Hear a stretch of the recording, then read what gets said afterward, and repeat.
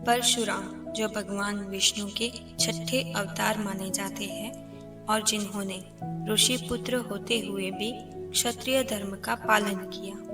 परशुराम का अर्थ होता है परशु, यानी फरसा धारण करने वाले राम। वे सप्त चिरंजीवी यानी अमर पुरुषों में से एक है। उनका जीवन धर्म की स्थापना और अन्याय को दंडित करने के लिए समर्पित था। परशुराम का जीवन जमदग्नि ऋषि और रेणुका के यहाँ हुआ था। वह जन्म से ब्राह्मण थे, लेकिन उनका स्वभाव और कर्म क्षत्रिय जैसा था। उन्होंने भगवान शिव की कठोर तपस्या की और उनसे दिव्य अस्त्र परशु यानी फरसा प्राप्त किया।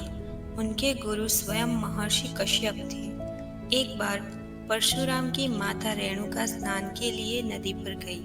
उन्होंने एक राजा को जल क्रीड़ा करते देखा और उनके मन में क्षण भर के लिए मोह उत्पन्न हुआ। जमदग्नि ऋषि ने अपने योग बल से यह जान लिया। उन्हें अपनी पत्नी की मानसिक अशुद्धि पर क्रोध आया।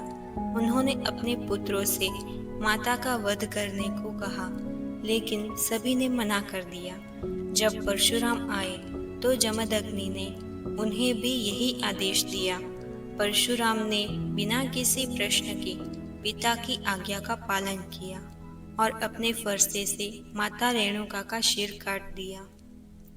जमदग्नि ऋषि अपने पुत्र की इस अटूट पितृभक्ति से अत्यंत प्रसन्न हुए। उन्होंने परशुराम से वरदान मांगने को कहा। परशुराम ने 2 वरदान मांगे कि उनकी माता पुनः जीवित हो जाए और उन्हें वध की घटना याद न रहे और उन्हें संसार में कोई परास्त न कर पाए। एक बार जब परशुराम आश्रम में नहीं थे, तब हैहय वंश के अत्याचारी राजा कार्तवीर्य अर्जुन, जिसे सहस्त्र अर्जुन के नाम से भी जाना जाता है, उसने जमदग्नि ऋषि के आश्रम पर हमला किया। उसने ऋषि की चमत्कारिक गाय कामधेनु को बलपूर्वक छीन लिया। कई पौराणिक कथाओं के अनुसार कामधेनु गाय सुरभि के पास दिव्य शक्तियाँ थी और उनकी एक पुत्री थी जिसका नाम नंदिनी था। नंदिनी में भी कामधेनु के समान ही इच्छाओं को पूरा करने की शक्ति थी। यह माना जाता है कि महर्षि जमदग्नि ने अपनी कठोर तपस्या के बल पर यह दिव्य गाय प्राप्त की। यह माना जाता है कि महर्षि जमदग्नि ने अपनी कठोर तपस्या के बल पर यह दिव्य गाय प्राप्त की थी। कुछ कथाओं के अनुसार उन्हें यह गाय देवराज इंद्र से भेंट स्वरूप मिली थी या उनके पूर्वज महर्षि वशिष्ठ के वंशजों द्वारा उन्हें सौंपी गई थी। यह गाय नंदिनी ऋषि जमदग्नि के आश्रम की संपूर्ण समृद्धि का आधार थी। इसी की कृपा से ऋषि अपने आश्रम में आने वाले किसी भी अतिथि, यहाँ तक कि विशाल सेनाओं का भी मनचाहा सत्कार कर पाते थे, क्योंकि यह गाय तुरंत असीमित भोजन, वस्त्र और आवश्यक वस्तुएं उत्पन्न कर सकती थी।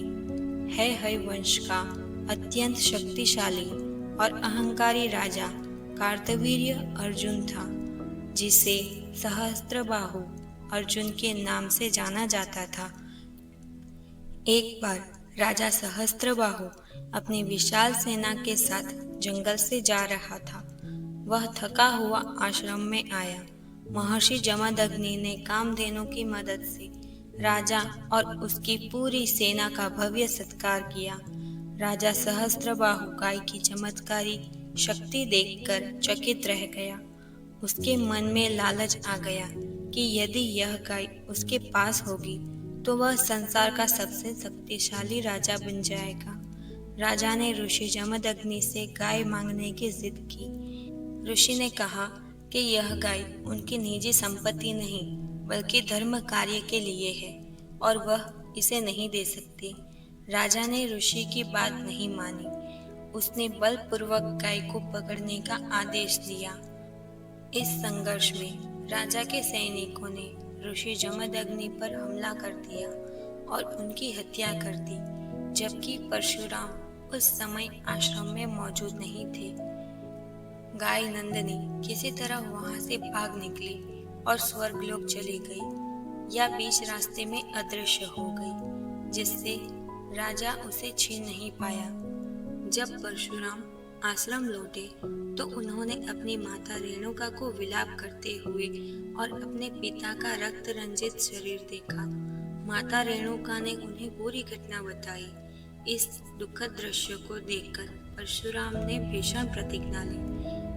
परशुराम ने अपने कंधे पर फरसा उठाया और प्रतिज्ञा की कि वह न केवल राजा सहस्त्रबाहु अर्जुन को दंड देंगे, बल्कि इस धरती से सभी अत्याचारी और अहंकारी क्षत्रियों का समूल नाश कर देंगे, जिन्होंने धर्म और ब्राह्मणों की रक्षा करने का कर्तव्य भुला दिया है। परशुराम ने माहिष्मती नगरी जाकर राजा सहस्त्रबाहु अर्जुन को चुनौती दी। अपनी तपस्या की शक्ति और शिव से प्राप्त परशु यानी फरसे की मदद से उन्होंने सहस्त्रबाहु अर्जुन की सभी भुजाओं को काट डाला और उसका वध कर दिया। जब भगवान राम ने सीता स्वयंवर में शिव जी का धनुष तोड़ा तो परशुराम अत्यंत क्रोधित होकर वहां पहुंचे, क्योंकि वह धनुष उनके गुरु शिव का था।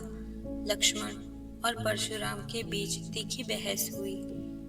श्री राम ने परशुराम को विनम्रता से शांत किया और उन्हें यह एहसास कराया कि राम स्वयं विष्णु के अवतार है और परशुराम का कार्य अब पूर्ण हो चुका है। सत्य का ज्ञान होने पर परशुराम ने अपना फरसा भगवान राम को सौंप दिया। कुछ कथाओं के अनुसार अपना दिव्य तेज वापस ले लिया और महेंद्रगिरी पर्वत पर तपस्या करने के लिए चले गए। ऐसे ही अन्य कहानियां सुनने के लिए बने रहे इस चैनल पर। धन्यवाद।